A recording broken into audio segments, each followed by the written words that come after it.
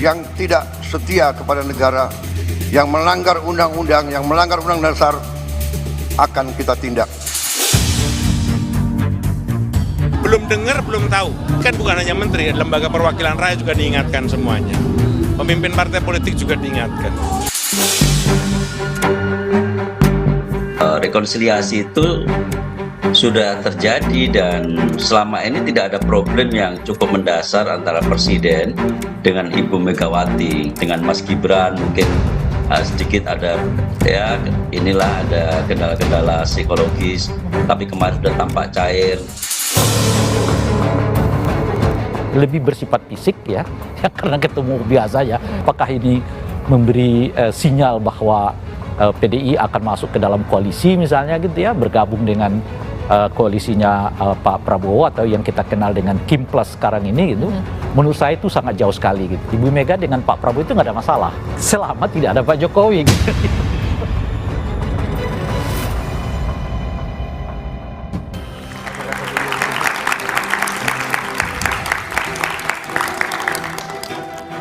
Selamat malam. Isu perombakan kabinet kembali mencuat ke permukaan usai Presiden Prabowo Subianto menebar ancaman di acara peringatan Hari Lahir Pancasila. Dalam pidatonya, Prabowo menyatakan agar para pejabat yang tak bisa melaksanakan tugas yang diberikan meletakkan jabatan sebelum diberhentikan. Pernyataan Prabowo ini memicu spekulasi. Akan ada pergantian menteri? Apalagi belakangan Prabowo menunjukkan kedekatannya dengan Megawati Soekarno Putri. Muncul dugaan PDI Perjuangan akan masuk ke dalam pemerintahan. Jika ini terjadi, bukan tak mungkin akan ada pergantian posisi menteri di Kabinet Merah Putih ini. Inilah satu meja The Forum, Megawati dan Prabowo makin dekat, isu reshuffle menguat.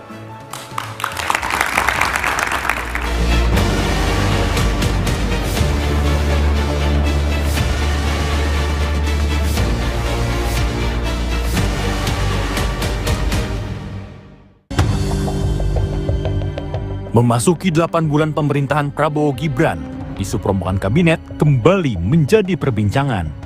Isu reshuffle kembali menguat usai Presiden Prabowo mengancam akan memecat para pejabat yang tak bisa melaksanakan mandat. Saudara-saudara sekalian, jangan Pancasila menjadi mantra, jangan Pancasila jadi slogan. Kekayaan bangsa Indonesia besar. Kekayaan bangsa Indonesia harus dinikmati oleh seluruh rakyat Indonesia. Semua penyelewengan, semua kebocoran harus berhenti. Semua pejabat yang tidak mampu melaksanakan tugas lebih baik mundur sebelum saya berhentikan. Menteri Energi dan Sumber Daya Mineral yang juga Ketua Umum Partai Golkar, Bahlil Lahadalia mengatakan, reshuffle merupakan hak prerogatif Presiden Prabowo sebagai kepala pemerintahan. DP mungkin di tengah isu reshuffle. Itu semuanya kembali kepada Bapak Presiden. Kan paling banyak soalnya. Tapi sedikit pun kita ya biasa aja. Isu permohonan kabinet ini bukan tanpa alasan. Kedekatan Presiden Prabowo dan Megawati Soekarno Putri yang ditunjukkan saat momen peringatan Hari Lahir Pancasila menjadi salah satu penanda. Sejumlah pihak menilai, cairnya komunikasi antara Prabowo dengan Megawati menjadi indikasi PDI Perjuangan berpotensi merapat ke pemerintahan. Namun, juru bicara PDI Perjuangan, Guntur Romli mengatakan, keakraban kedua tokoh bangsa ini tidak serta-merta membuat arah politik PDIP berubah. Ya Mbak, terkait posisi politik PDI Perjuangan sampai sekarang kan masih berada di luar pemerintahan. Dan kalaupun ada perubahan, itu seperti disampaikan oleh beberapa tokoh dari PDI Perjuangan, biasanya itu diputuskan dalam kongres yang akan diselenggarakan pada tahun ini. Nah, kalau bagi kami, saya tegaskan bahwa ketika pertemuan kenegaraan ini terjadi, ini kan terkait dengan hal yang sangat mendasar bagi bangsa ini. Terkait dengan dasar negara, terkait dengan Pancasila. Kalau soal koalisi dan politik praktis itu kan hal yang permukaan. Direktur Eksekutif Parameter Politik Indonesia, Adi Prayitno berpendapat, kedekatan PDI Perjuangan dengan Presiden Prabowo bukan hal baru. Namun, Adi berharap kedekatan politik ini tidak membuat PDI Perjuangan diam saat ada kebijakan pemerintah yang membuat rakyat susah. Jadi kalau mau jujur, PDIP ini luarnya saja merah, tapi dalam itu coklat, warna Partai Gerindra. Itulah yang saya sebutkan, koalisi itu tidak harus diformalkan, tapi tentu kita berharap kawan-kawan PDIP itu tidak menutup mata. Kalau memang ada kebijakan-kebijakan yang tidak pro rakyat, itu menimbulkan polemik, merugikan masyarakat secara umum, ya memang harus berjuara secara lantang. Ini kan tentu untuk memberikan satu gambaran besar bahwa berpolitik itu suatu waktu memang boleh bersahabat, tapi kalau memang ada sesuatu yang pahit, tidak baik, katakan itu sekalipun pahit. Kedekatan dan cairnya komunikasi antar elit politik merupakan keniscayaan guna kepentingan pembangunan bangsa ke depan. PDI Perjuangan juga tak diharamkan jika bergabung di dalam pemerintahan. Namun, idealnya ada kekuatan penyeimbang yang bisa mengawasi dan mengontrol jalannya pemerintahan. Karena jika semua masuk ke dalam, lalu siapa yang akan mengkritik dan mengingatkan jika pemerintah salah jalan?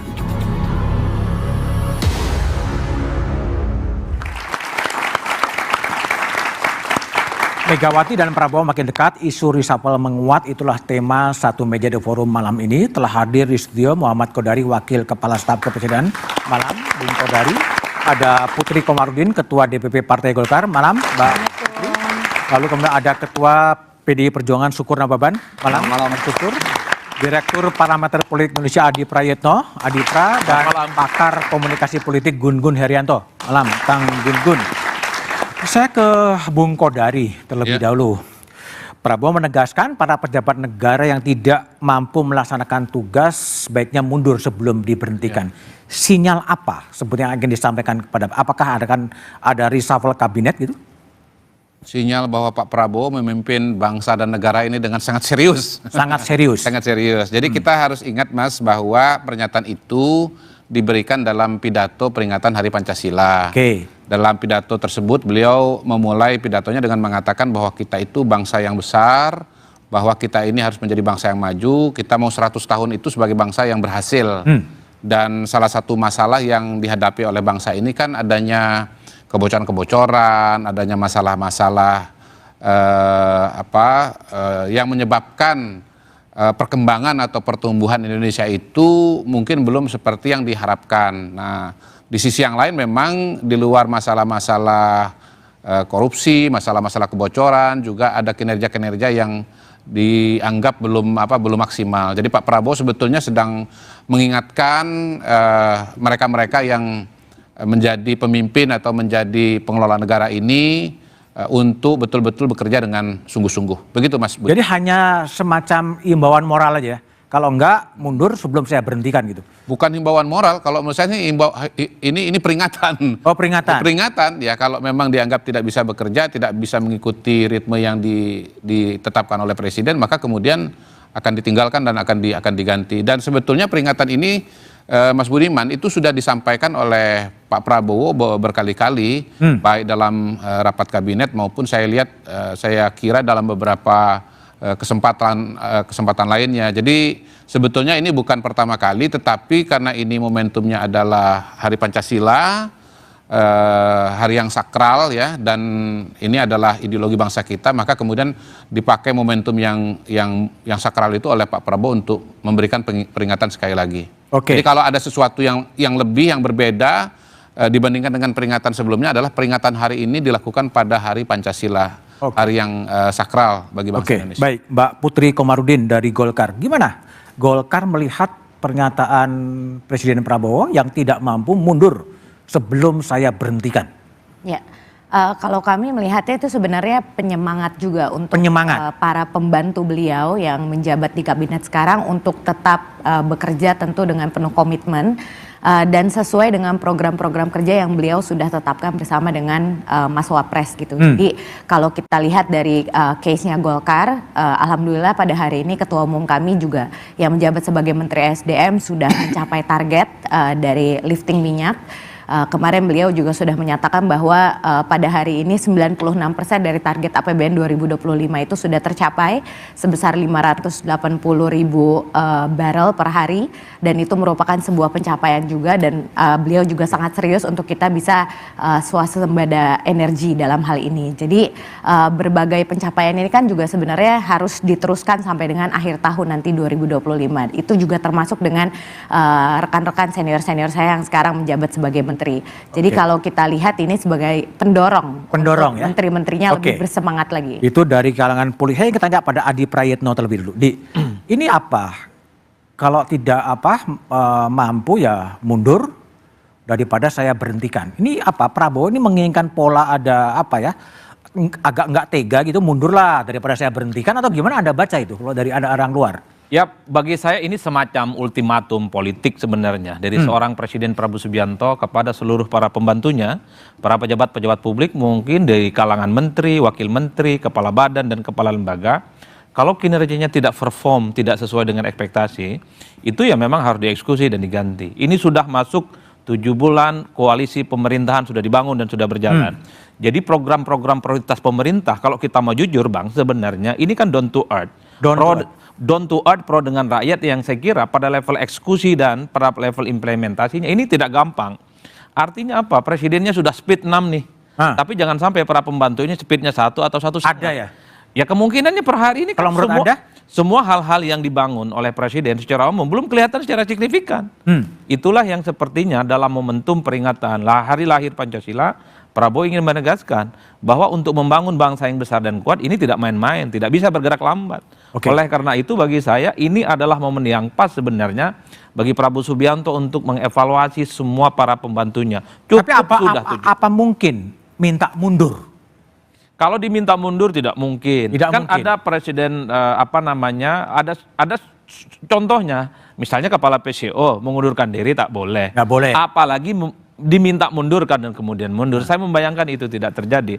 Dalam konteks ini, dalam sistem presidensialisme multipartai, ada yang disebut dengan presidential toolbox. Jadi presiden itu punya segala-galanya untuk mendesain dan mengatur bagaimana teman-teman dan partner koalisi, termasuk para pembantunya, dieksekusi atau terus dilanjutkan. Artinya apa? Jangan pernah misalnya seorang presiden itu takut bahwa reshuffle, pergantian orang itu akan melahirkan instabilitas politik, karena saya kira masih banyak cadangan-cadangan yang lain. Pesannya adalah kalau yang lain itu menimbulkan friksi, menimbulkan kegaduhan, kalau ada reshuffle masih ada PDIP kok yang bisa kerjasama. Ada PDIP ya Bang Syukur, apakah memang ini juga akan dimanfaatkan oleh PDIP setelah jeda berikut ini?